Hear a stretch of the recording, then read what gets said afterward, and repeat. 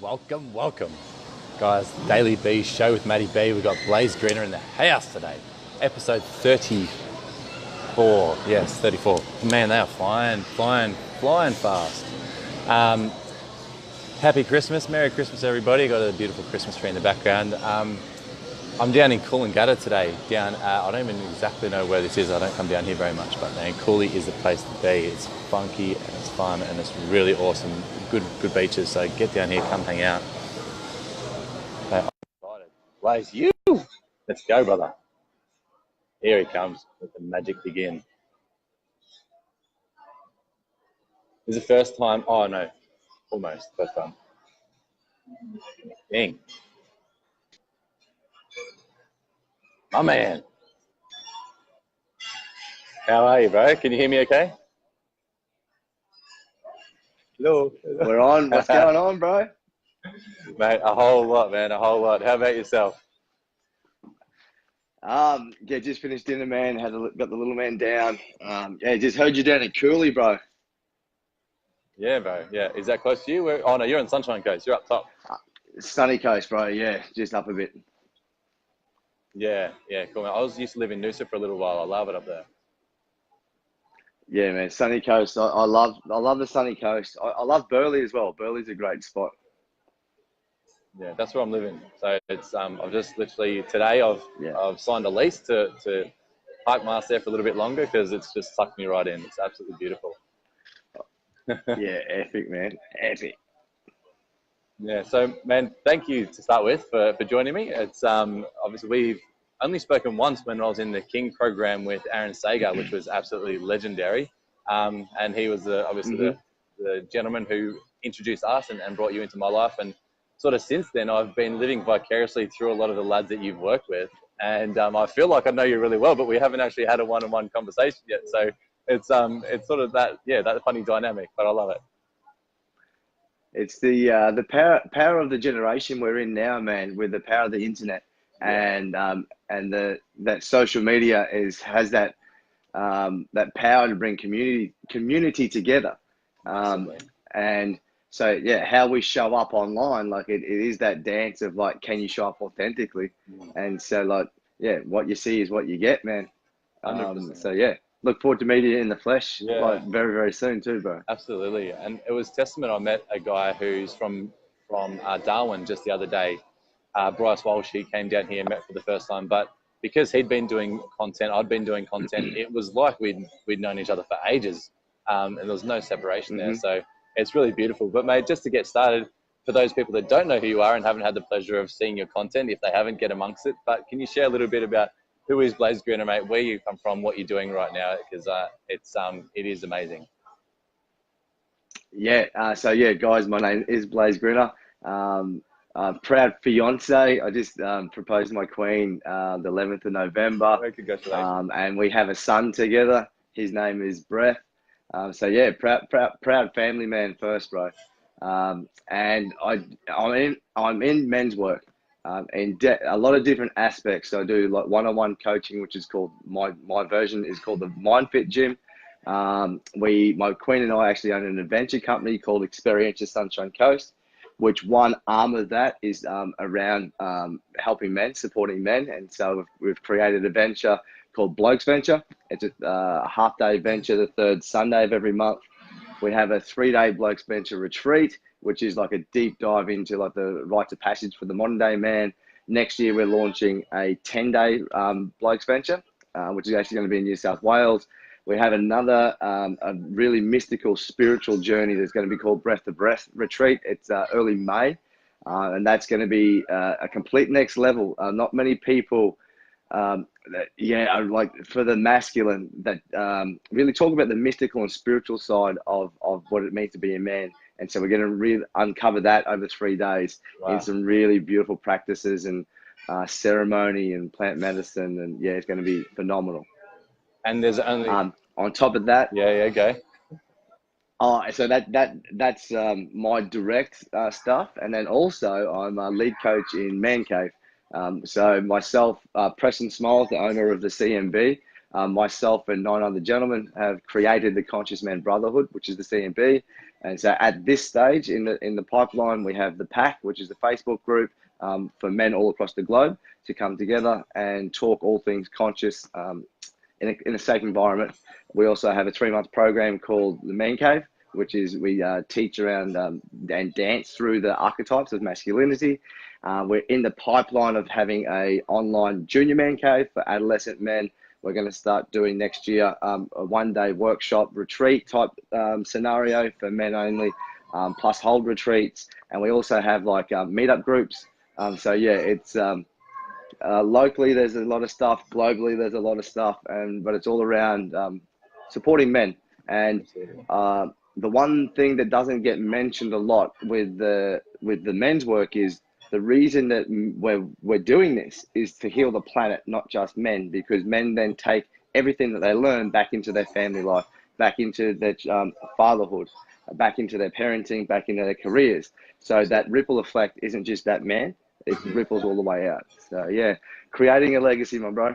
And there's no like identical twins or triplets of yourself that's getting out doing all this work. It's literally just you, isn't it? The absolute machine. Yeah, man. I found my purpose, bro. I was 10 years in construction, and I was a connector, what they call a connector in mates in construction, which is the suicide prevention arm. And yeah, I was a connector for that. Did some suicide awareness training, and that really stirred up a lot of fire in me. Suicide was prevalent in my early 20s. I went through suicidal thoughts. Someone very close to me actually attempted. 7 weeks ago now, I just lost a mate from school. And throughout this time, there's like been so many men that have been acquaintances or friends that have chose to take their life. And it all comes back down to this thing, this mental, this mind fit thing, the mindset, and how to navigate that. So yeah. Yeah, brother. And can we basically dive off the deep side of the pool here and go straight into like what brought this up? Because you have found your passion, and that flip over when you've gone from where you were and where life is a fucking struggle and an uphill battle to now you've got so much momentum, and you surely like you can look at yourself now and think, how the hell is this possible? Like me X amount of years ago could never have even dreamed of this, but now it's almost just it gets pulled out of you. The inspiration just flows. Would that be fair to say? Yeah, man, and it does. And with that too, like it's if I look back in all of my life, that like back even when I was partying and doing drugs and all that stuff, I was the man that would bring everyone together. So I was the one that would organize the party. So like my actual traits haven't changed, but I've just focused my energy in a different area, which is in service of other people, not like chasing the limelight or the next disco or party, whatever that is. And that happened through a spiritual awakening 7 years ago. And in that awakening, when I became sort of consciously aware, I came to a realization that it was an internal game, not an external game. And that's where I'd lived for 27 years of my life, and started to question everything that my parents taught me, everything that I learned from school. And so I was just questioning everything, and it's led me down this path. It's led me down a path of meeting some amazing humans. And yeah, it's been incredible. And like you're saying, bro, like 2 years ago, I had no idea that I'd be sitting here doing this kind of stuff. 2 years ago, we started the adventure business, and that was we're going to get in that avenue of adventure. And at that stage, it was going to be the tourism market and corporate market. And the men's mental health was a little bit of stuff that I liked, but it wasn't really on my radar. And then when it just became more clearer and clearer, bro. So for those, it's an absolute game changer when you start looking within and holding up that mirror and really honestly looking at ourselves. And for a lot of the guys that you're working with now, you've got a fair bit of experience under your belt now in teaching this stuff and helping guys through this. What would you say to the people that haven't quite got to that point of holding up that mirror, that haven't been able to transfer their outward desires, their attempts at changing their lives in the outside world, to taking that plunge within? Before I give a bit of advice, I'm just going to tell a couple of stories. There's there's a man that's come on an adventure with me, and he was 67. I reached out to my dad for the first time and had a conscious conversation with him, and Dad's pushing like maybe 70. And like Dad said to me, I'm so proud of you, mate, because you actually look like you're turning your life around and you're at 34. I'm only doing this at 70. Though a 70-year-old man can turn that around. So could you imagine how much conditioning a 67-year-old man and a 70-year-old man would have, and still have the courage to then let everything go that they thought was reality and real and their beliefs, and then start looking at it, at the world a different way? Like, so if a 70-year-old person can do it, like we can do it. And so the catalyst is, for me, I was questioning life. Like, why the fuck is all this happening to me? Why is this going wrong? Why is that going wrong? Fuck this, fuck that, blah, blah, blah, blah. Work, relationships, everything. And I was pointing the finger at everyone else. Yeah. So to a man or woman, if you're finding yourself doing that, the blame game or playing victim and pointing, that is the beautiful time to surrender to that and then start coming inwards. And the way that I did it wasn't necessarily the most effective way, because I did it on my own for a long time. I was too proud to ask for help. I was too proud. Yeah, I was too proud to like reach out and really talk about what was going on internally. Like, so yeah, that would be the first step. Is I talk about the 100-meter sprinter. First 3 steps is that sets the tone for the 100-meter sprint. Same in this realm of like self-inquiry. The first 3 steps are always the hardest.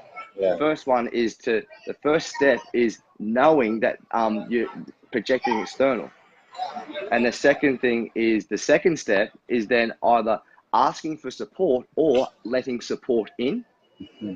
And the third step to get that momentum started is to actually commit to that support. Yeah. Commit to whatever that support system looks like.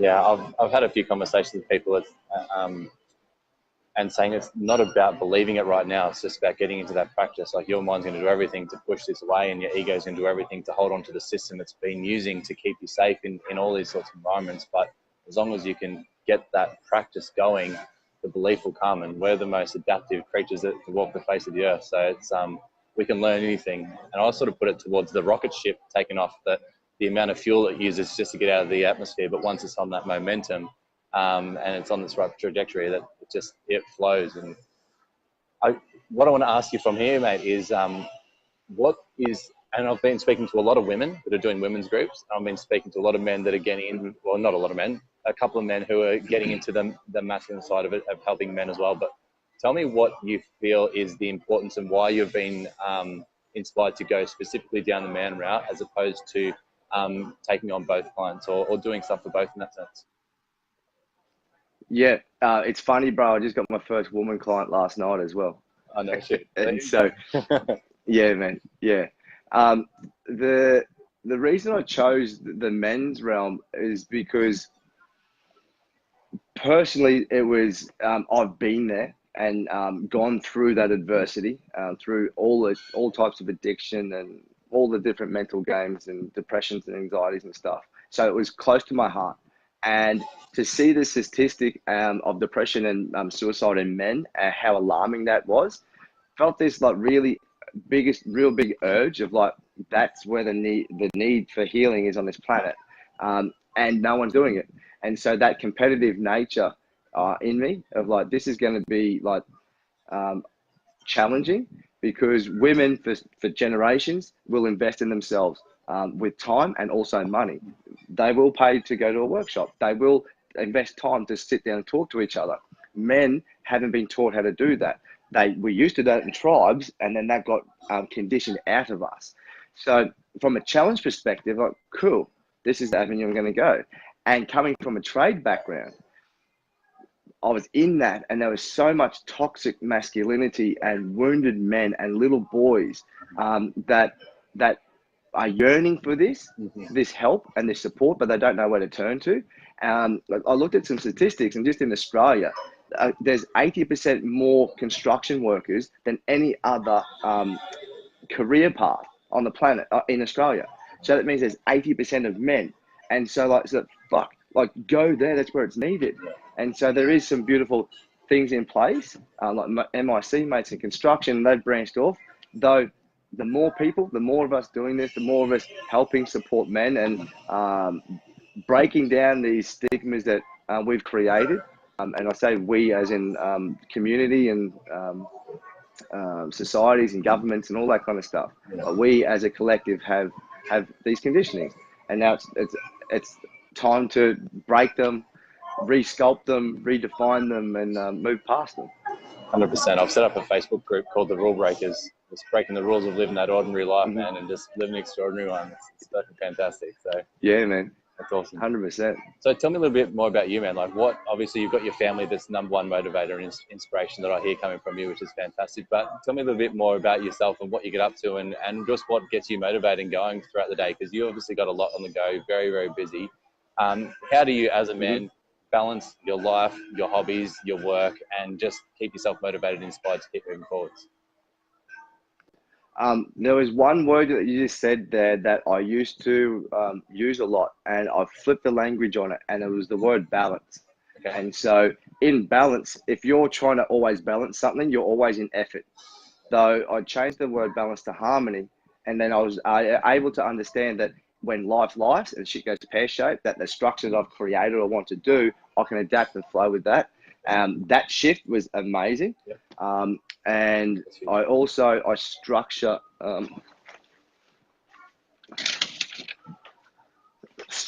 the shit out of my day. Fuck off. Yeah, bro. So that's every day of the week broken down into 15-minute intervals. Elon Musk will be proud. Yeah, man. And so they're called pockets of time. And so there's 24 hours in a day. So that's 96 pockets of time. If you sleep for 8 hours, work for 8 hours, there's 32 pockets of time one way, the other way, 36, and you're left with 36 pockets of time to do what you want to do on this planet. And it's like, okay, what do I want to do? What's my purpose? Is serving men at this stage, in turn humanity in a specific way. Cool. So get the harmony, we mapped it out with my queen and realized that there was a lot of time and effort going into the career side of stuff, but our relationship didn't have that same amount of effort or time. Same with my spirituality and my meditation. So creating that structure gave me something that every single day knew what I was doing, and I had harmony and flow in my life. We renegotiated that 3 days ago, man. We've actually changed it to actually get more harmony, because we found that we had a 1 or 2 hour blocks, and now with their son, it's easier to have a 4 or 5 hour block where I can do my thing, Melinda looks after little man, and then we swap roles and co-parent. So structure was amazing. And the why, my why, man, he's my son, dude. Like every single time I talk about him and men's work, I fucking choke up because it's so heartfelt. And the stuff that I'm working on myself, all of my clients are working on as men, it all came from little boys, and we're unwiring all of this stuff from like that childhood. So yeah, he's a beautiful driver, man.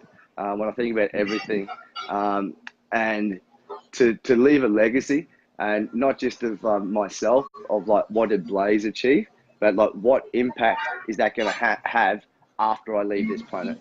So that's when aligning with Preston Smiles and the CMB and creating this movement that is going to be phenomenal. It's that is that soul's purpose, that drive, man. And you can feel it too, man. You can see it in your eyes, and you can feel it. It's really beautiful. Thanks, man. And there's also another thing, man, of like associating around and bringing people into my vortex that play at a really high level, man, and don't sell out, and play big and not small.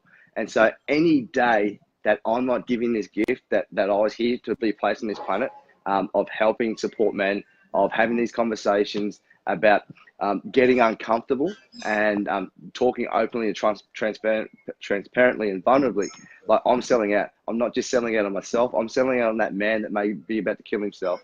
I'm selling out on that Yeah. man that's about to go home and bash his wife. Yeah. I'm selling out on that little boy that doesn't have his father at home. And to tap into that, fuck, man, my why's big enough every day, man, every moment. That's probably one of the biggest shifts I've found in the last month to 2 months. Just starting the 30-day Go Live challenge that I've put together for people to just jump on and just expose themselves, express themselves. And it went from that feeling of insecurity and nervousness and all these things that was all about me. As soon as I recognized that being open and authentic and vulnerable was actually allowing people to draw strength from that and draw strength from me and help them in what they're doing, it was like the penny drop, man. It was like, holy shit, it's got nothing to do with me. Like, to let my insecurities hold me back is so petty. It's so selfish. The upside and benefit of facing that and just exposing yourself is exponentially greater than any insecurity or fear that is there. It's fucking full on.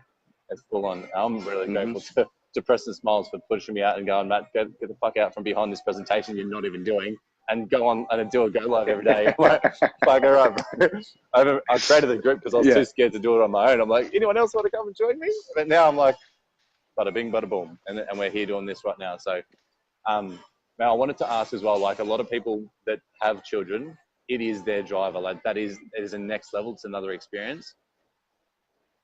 Talk to me about the people that don't have children and what you've found is, and it's sort of how long's a piece of string and everyone's different, but I'd just like to hear your opinion on that motivator and how to get to that space for people that either can't have kids, don't have kids.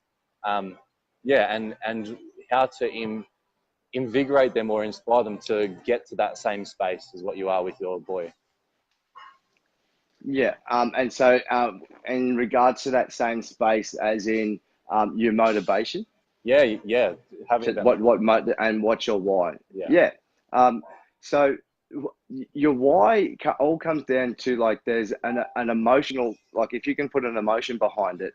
And so my son is my driver, yes, but the emotion attached behind that is the pain that I felt like doing all of this work, the pain that I've endured, the pain that I see in other children. So I can tap into the emotional, the reaction that happens to me when I think about that. That's why it's heavy on my heart every time I mention my son and men's work. Yeah. And so, that's where that it's like your pain can be your motivator, and like and that anger and frustration can actually be channeled in a constructive manner. Yeah. So that if your why is big enough, you'll move mountains. And so if people don't have children, it's depending on what avenue and what their purpose is on the planet, to find the reason that they're doing that. And then once they find that reason, it may be because it makes me feel really good because I'm helping people. But what's the emotion of that feeling good? What's that attachment to that emotion and that feeling? And then that's your driver. That will change the neuroplasticity. So if you think, and what you were saying before about, you can teach yourself, like an old dog can be taught new tricks. We can rewire our pathways. Joe Dispenza's like the beast at this. And so if we think it, then if we think it, and then feel it, and so feeling it is putting an emotion behind it, then we can start rewiring all of that. 100%. It's powerful stuff, man. Going from carrying around a tool bag every day, hammering nails, bro, to talking about neuroplasticity and changing people's makeup of their brains. Like, what a flip. And in saying this, man, I just came off a coaching call today, and we're talking about manifestation.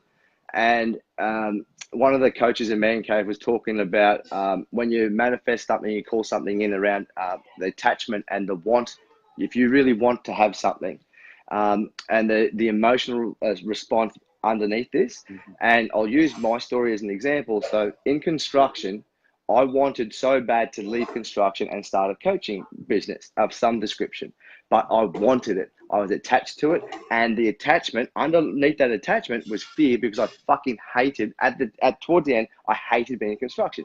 So I was chasing a job out of fear, rather than and he calls that the basement, rather than from up in the balcony of coming from love and helping people and being in service. Yeah. So the first program I launched, one person, so I had to cancel it. And so I was like, okay, cool. I had to put, and also I went from a foreman running like massive jobs to then going back into construction as a concreter back on the tools, which I hadn't been on the tools for like 8 years. So in that scenario, okay, cool. So there was, and I had this blind trust and faith, but underneath it, the emotion behind it, it was based from fear. So when I went back into construction, I changed that mindset. I'm like, okay, how do I get on this balcony? How do I now come from love other than fear? I'm like, okay, what is it that I want to do? I want to start coaching men. Awesome. How's that going to make me feel? Amazing. Going to make me feel fulfilled. Yeah. So how can I feel fulfilled and amazing right now on a construction site? Yeah. Awesome. I can now have conscious conversations to tradies and they're concreters. So concreters have a stigma that they'll be the hardest men to break. Well, wouldn't this be a good place to start my coaching? So I went back into the construction site, and while I was concreting, was having conscious conversations and getting fulfilled and feeling amazing doing that. Within a month, everything shifted, started being a coach in Man Cave, started getting one-on-one clients, and it's just gone skyrocketed. But it all came back to the mindset and the emotion behind it. So the emotion behind the mindset. So yeah. It is epic. Did you find the, so I'm sort of relating it to a couple of things that I've given up in the past, and almost there's been like this massive identity shift. And what I thought was going to be the challenge wasn't, and it was actually that shift in identity was the biggest sort of kick in the ass that I was not expecting. Is that true for that experience for yourself? Yeah, 100%, man. And like an identity is like a mask that we put on, and so we create them to feel safe and to navigate through life. And there's so many different masks that we wear. Lewis Howes has written a really good book around it.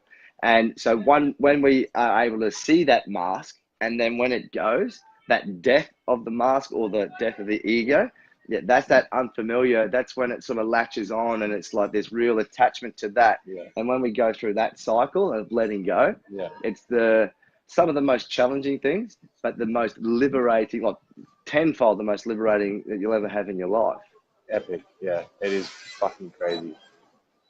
I'm conscious of time. I wanted to ask about letting go, and this is something that I've been epically challenged with and have been facing the last few months, and letting go of everything: desires, egos, identities, paths, carnal needs, it's everything's just come at me, and it is extremely liberating, extremely challenging. But it was after I finished reading the book Power versus Force by David Hawkins, and it blew my fucking head off, and the challenges started coming out of the woodworks at me. But I wanted to get your take on that, and maybe some stories, some experience, but then the power of that. Yeah, man. Like even using that example of the construction, my ego had manipulated my thoughts in such a way that I was saying to my queen, I was saying to Melinda, I have so much trust in myself, in the universe, that this is going to work, and I was speaking it, right? Like I was speaking this, though the underlying thing of fear, like that's where my actual intention was coming from, was fear. And I didn't know that. I did not know that at all. And I didn't see that until after the fact, in like retrospect and looking back. It's like, wow, I was so attached to the outcome of how it looked, and that the attachment had an underlying emotion of fear. And so moving forward, it's like, okay, how do I let go of that attachment? And it just came back. That was the inner game again. It's like self-belief, self-trust, self-worth, self-love, and then trusting in myself. And it was really funny, man, that I was saying trust the universe. I trust in the universe. And only the past couple of weeks, man, that I laugh because of it may go controversial. I was brought up in a Catholic school, so my connotation of God compared to the God that I'm talking about now is two totally different things. And I sometimes get caught in this justification of how people are going to perceive me when I use the word God. Yes. Still there. And so God, universe, source. Preston like, says it as he's like, God, Allah, da, da, da, da, da. So I'm like, yeah. We've got to do it until everyone's on board of this new fucking fandangle way. He even throws in Google. Yeah. And so when I've now come to the realization of like, I was saying like, I trust the universe. In essence, what I really meant was I trusted myself, but didn't know it. Because if source and God is everything and it's infinite, which means that's one, so that doesn't have any edges. So it's just a one thing, which means that I am part of that one thing. So that means that I am God or the universe or source. So that means that I trust myself. And having that realization of like, hey, I am all of that, and I trust myself. That was another mask coming off, man, and a big penny drop. And it just happened a couple of months ago. And I've heard it in so many different ways about we're all connected and we're all one. And it was just this one time from one person how I heard it. It just I had that lightning bolt. And I encourage people that even if someone says it, you like continue to say it, like continue to repeat that wisdom and knowledge from your perspective and flavor, because there's going to be someone that resonates with it. And like we've talked about Preston here, a lot of people resonate with Preston, but then if I said something in the same context as Preston, someone might resonate with that if he was an Australian man because he's an tradie, but just because of our conditioning and stuff. So highly just give your gift and know that people are watching, people are listening always. And so, you're selling out on yourself if you're not giving your gift. 100%, man. It's I sort of related to my mum told me to do so many things 100 million times as a kid, but then it wasn't until I had a business coach that told it that I respected it. I'm like, oh yeah, now I get that. My mum used to say that shit. And sort of like as well, like what we were saying before, like you don't need to believe it necessarily. You just need to put it into practice. Like have a look at what's around you. Look at the people that are struggling, the people that are complaining about life, and then look at the ones that aren't and doing well. And there's like success leaves clues. And a little vision I had that came to my mind. So when we do like, I'm trusting the universe, but there's that underlying fear that's still sort of driving it. I remember in high school, me and my mates, we used to like get our jumpers, chuck them over someone's head while they were walking and pull their legs out from underneath them so they fell flat on their face. It was terrible, but that's what it reminds me of, that same feeling of like my legs just came flat out from underneath me. What the hell is this? And this fear of, I was ignoring that there was a potential threat there, but it sneaks up and it just gets you. So I did a video today where I was talking about how, and I've been challenging people that talk about self-love.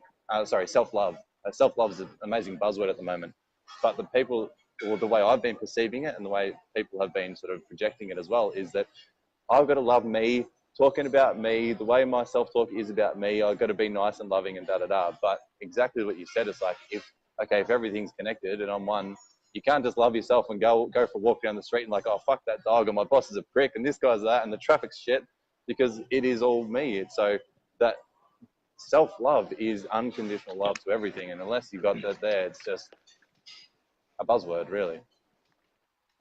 Yeah, man. And you used the word before about mirroring. And so like when people do that, man, like, oh yeah, I love myself, and like they're pouring that love into themselves, and then they're like talking ineffectively about stuff. That is just, there's an aspect of themselves that they're talking to or about that they may not be able to see consciously yet. So whatever that dog was doing and why that dog was pissing them off is something in their life that they do like that dog. That person that pisses them off, there's something in their life that's pissing them off. It's crazy, man. And to be able to catch that is like the beautiful awareness game of like, if we're able to be in that moment and see that we're starting to like project externally, like, oh, hey, I'm about to like say that to my partner. Fuck, I'll just wait a second. Where is that in me? What's my part of this? Where's like my ownership of what's about to come out of my mouth and how I'm feeling and thinking, rather than blaming and pointing fingers at other people? People feel like it's like, oh, it's a 50-50 relationship. but it's not 50-50 at all. It's 100 and 100. Unless you're taking 100% ownership for your shit, like you're leaving 50% on the table. Yeah, man. Brother, I could literally pick your brain and talk all day, and I love that. There's so much stuff that I've been putting out there, and my natural instinct is to go and seek certainty, get more information, make myself right, and like that. But I've just been trusting the universe, trusting in the way, and just putting it out there. And I love hearing people and speaking to people that just do give me that affirmation that what I'm speaking about and the people that I'm drawing into my life are just on that same vibe and that same level. And I'm really fucking grateful, bro, that everyone in this community that we're a part of is coming together, and that I'm a part of it as well, and that I've got you in my life and the people around. So thank you so much for being a part of this, for joining up and having this. And I've got no doubt that, bro, we're going to catch up many times in the future to come. Before we go, though, can you share again, like, where can the guys find you? How can they work with you? I know there's people out there that are going to resonate with you and want to reach out and talk to you. So where can they find you? How can they work with you? And what can they expect in 2019? The easiest way, if you'd like to do work with me, because there's so many different arms, just personally reach out to me on Facebook. Send me a private message. I always answer them myself. And then depending on what you would like to do, I can point you in the direction of which way to go. Because there is a lot of arms. I can send you all the links to everything. So that's the easiest way. And just reach out, say good day, and we can have a chat. And just like literally just have a chat and see what's up and go from there. 2019 is it's time to scale. So looking for an I've intern got a lot of stuff in the pipeline. Excuse me? I see you're looking for an intern at the moment. I've actually got an intern, man. So Justin started with me. Yeah, man, and he is phenomenal. So you'll see the social media side of our business experience just go like this. I'm scheduled to go do Curl and Raise, Nail and Scale it in May. We've just got a financial advisor come on board. Just had a business mentor come on board. So I say that as in, like, I have 4 coaches and mentors because there's like, in life, some people are masters of one thing, but then they may know a little bit. But then just bringing all the different people into life and asking for help and reaching out just completes the pieces of the puzzle that are missing. It's been awesome, man. So 2019, I'm fucking pumped, like so pumped to see stepping into the entrepreneur world and to see like don't have a business degree, but then how listening to people and bringing people in and learning how far I can take a business, how far I can take the consciousness, how far I can take this legacy, and collaborating with people. And one thing I've learned in working with P is that just to give, like fucking give and give everything, and fucking don't hold anything to my chest. And every piece of knowledge or wisdom that I've learned or been taught, like give it for fucking free. Like give it at like in these calls, like give it. And that's like the abundance mindset, man. So I'm really excited. I landed plane 2019, excited as fuck. mate, don't keep that roof on, mate. Let it explode. It's awesome. I appreciate it, man. And so guys, you can get the Blase on the bio and the page here, and there'll be links as well. So Blase is easy to find. And man, one of my mentors, he said, leaders give and givers get. So it's that sort of that strange loop, just keep giving. And I think Gary Vee as well, he's like, and I give everything away for free. 99% of people don't even do anything with it, unfortunately. But the fact is, it's there for people, and there's nothing to hold on to. We're not hoarding information. It's beautiful. Is there a last message you'd like to deliver to everyone just to kick off the Christmas, New Year's, to move into 2019 with? Yeah, I'd just like to say that when families come together, I'd just like to say be gentle. Be gentle and around this time, and acknowledge your family for who they are and where they're at. And if you can see them for exactly who they are, it's going to be a beautiful, beautiful celebration. See them for exactly where they are and who they are. Speaking my kind of language, brother. Thank you so much. You're welcome, man. All right, guys, thanks for tuning in. Blase Grinner in the flesh. And we'll catch you guys on the flip side. Keep it real, believe in yourself, express yourself, and evolve consciously. See you, bro. See you guys.